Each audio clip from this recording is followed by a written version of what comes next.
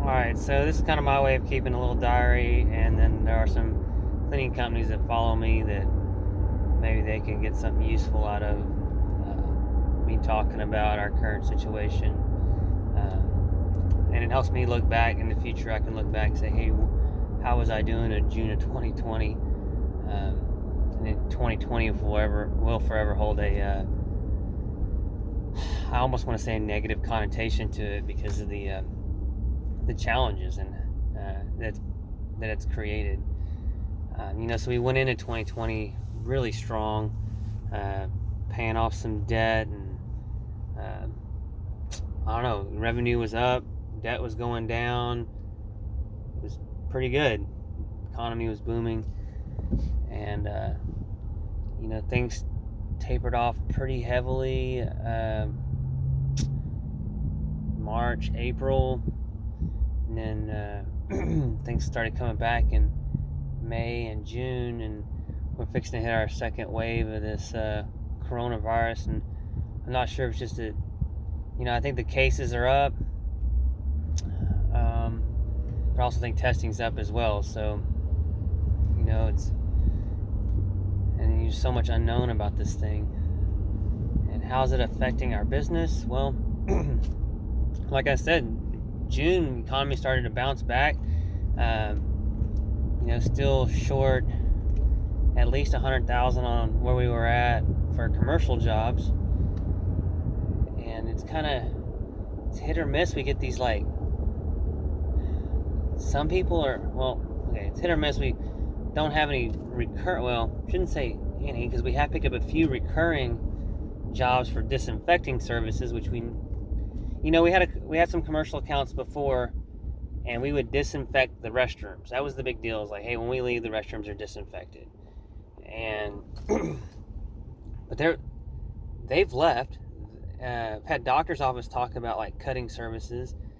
Some places are still cutting expenses in the cleaning area, which is, you would think would be the last area you'd want to cut during a health pandemic, but it is what it is. Everybody's in survival mode, and we've kind of shifted gears out of survival mode, and I think that's important. And it's kind of ironic, in order to survive, you can't stay in survival mode, because in survival mode you cut a bunch of expenses, and some of those expenses hinder growth, and they hinder your ability to fight whatever's suppressing your company. So I think it's very dangerous to stay in that survival mode too long. So we've kind of shifted gears. On a transmission, we would have gone from first to second, but we're sure not running in overdrive yet. So, but I was ready to upshift again until this economy kind of pushed in the clutch and pumped the brakes a little bit on us. So where are we at? Seeing it's just a change. Sporadic here and there. Hey, our office had COVID. Me and another girl on our team have hazmat training, and healthcare experience, so we handle those, and those are just hit or miss. Here and there we get a couple of those, and we charge a lot because it's still a risk to us and our families to do it. I don't like doing those. I'd much rather go back to a preventative thing. We've seen a little increase on preventative measures from different companies, but I would say all in all that a lot of these companies are cutting expenses in the cleaning area. So who knows? Residential started to see a lot of customers return in June, a little bit in May, more in June, but I'm scared that this bounce back of the virus is going to slow that back down again. Staffing has got a little easier. I think this unemployment kicker is about to end, so we're back to the same average difficult level of finding good people that we were at before, or close to it.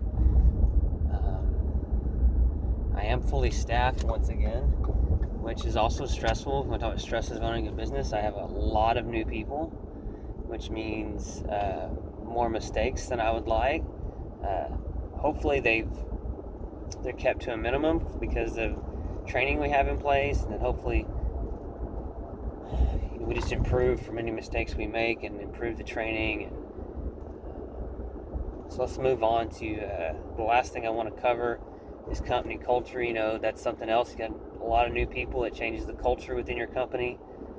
And as an owner, I'm struggling at ways we can improve that culture. It's just that culture changes. Like it's so dynamic. It's not the same. Every time you add or take a person away, it changes the culture. Almost every decision in some way can impact the culture of your business, and I'm dead set that culture affects retainability, and it's not the only thing, but it's part of the pie.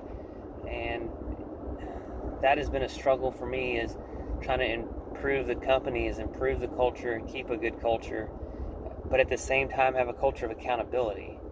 So, well, there's my 2020, June of 2020 update for Go Squeaky Clean. If any of y'all want to find time that own your own cleaning business to chat, just message me on Facebook. I like to do 10 or 15 minute phone calls with other business owners, no matter the size, big, small, in between. I usually learn something from y'all or get an idea. And as an entrepreneur, that's one of the things that my mind is continuously turning, always thinking of ideas. And then my business partner, her job is to shoot down the bad ones, and hopefully she doesn't shoot them all down, because some of them have to be good. But all right, well, there's our June 2020 update for Go Squeaky Clean. For you that follow me, I appreciate it. Appreciate the support, and hope to talk to y'all again soon. Bye.